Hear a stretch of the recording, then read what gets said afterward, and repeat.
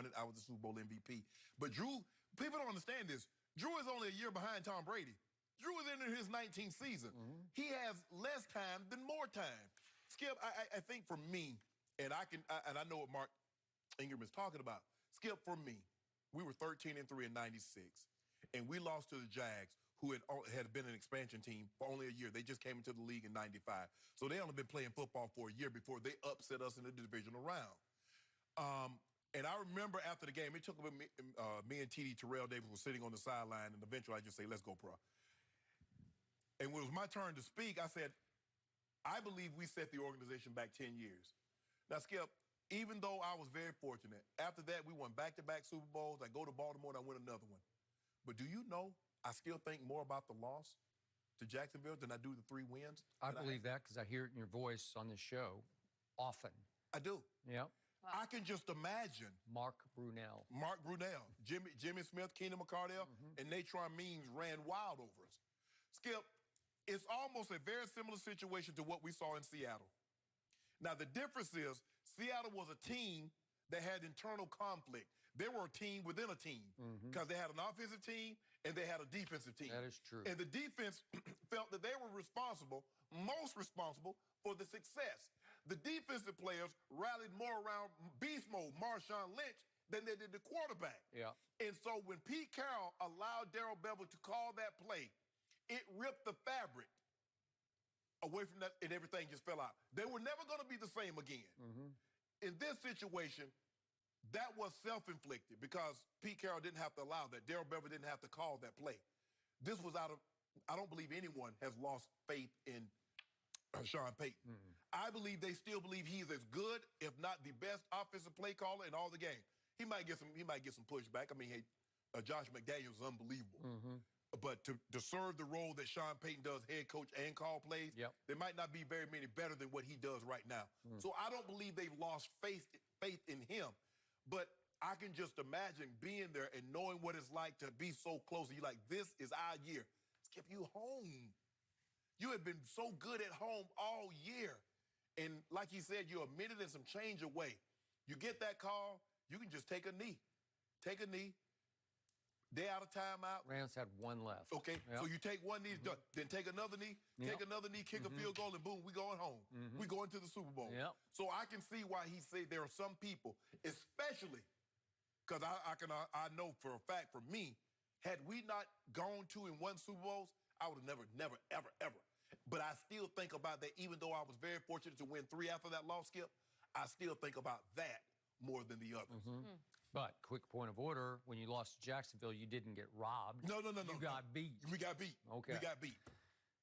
Quick point of order about Mark Ingram, who now plays for the Baltimore Ravens. He referred to our team, our organization.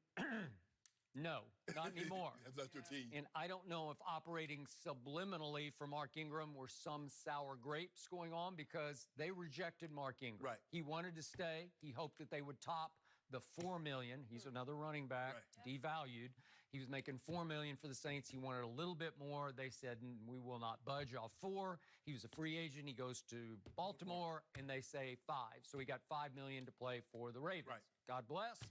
But some sour grapes because they basically said no to him.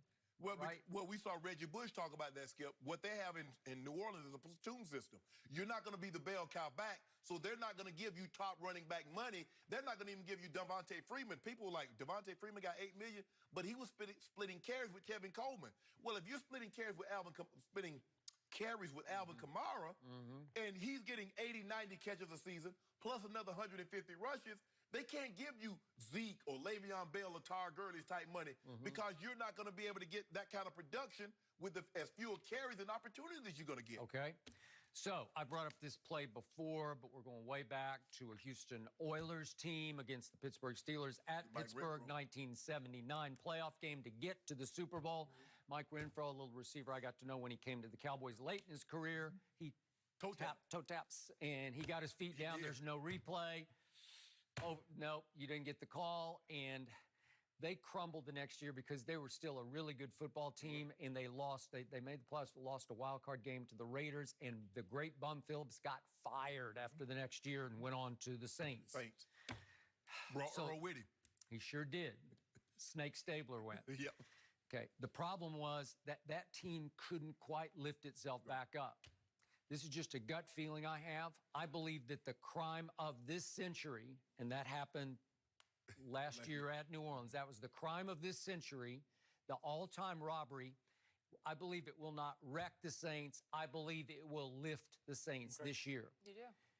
Depending on it, remember, we made our early Super Bowl picks, but you said last week we reserved the right to change. Yep. I picked Dallas, but pending the Zeke outcome, I reserved the right to pick somebody else, depending on. And they got to hold out themselves. Mike Thomas is holding out. Okay. Well, we'll see how both of those play out, because that's a key one too. Maybe not quite the Zeke, but it's pretty key. If I don't pick Dallas, I very well might pick the Saints because I believe they will be on fire, motivated to get even over this. And now there's this weird lawsuit going on in the state of Louisiana. They're trying to depose not only Roger Goodell, but 3 of the referees from the game. It's like, what? I mean, what do they expect Roger to say? Well, yeah, we went up there and we told him, hey, look, don't pick the flag up. Don't throw a flag. Come on. So it was rigged? Is that what you're going to try to prove? I don't think it was rigged. No. I'm sorry. The guy just missed it. Okay. They blew it, and you can't sue over that. No. You can't sue over what Jerry always calls human frailty, which he likes and you endorse. Well, Skip, you remember the Royal, what was it, the Royals and the Cardinals? Donnie Darkinger called. Skip, he blew it. The game was over. Yeah. They lost the World Series. But that was game 6. There was still a game 7 to be played. But Skip, it's over. Okay. It's over. We don't even get to a game 7. Yeah, we don't need a game 7. Right. And so they're like, this is the World Series where they go on to lose, and that obviously it took some years. I mean, the Pujols years, they won a World Series since. But it's, Skip, when something like this happens, the first thing you think, it's just not for us. Because we always say, what is meant to be will be. Well, when this happened, you're like, well, this just wasn't meant for us. It just wasn't meant.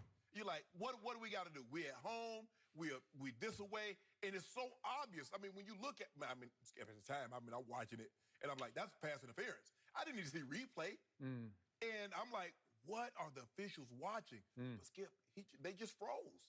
They just froze. So I'm looking as glasses half full because to your point, you can't blame Sean Payton. No. You can't blame that Drew Brees was allowed to throw it instead of Mark Ingram banging it in the end zone. Because he should have threw it on first down. You know what I'm saying, Jenny? Sean Payton did call a pass on first down. That stopped the clock. But didn't Drew get them there? Didn't that team love Drew Brees? Doesn't it still love? They do. And they did have the ball in overtime, too, now. Let's not lose sight of that, Jimmy. They did have the ball in overtime. Their window's getting smaller. Yes. It's about to close, but I believe they will be all-time on fire, motivated over this. And by the way, it's week 2.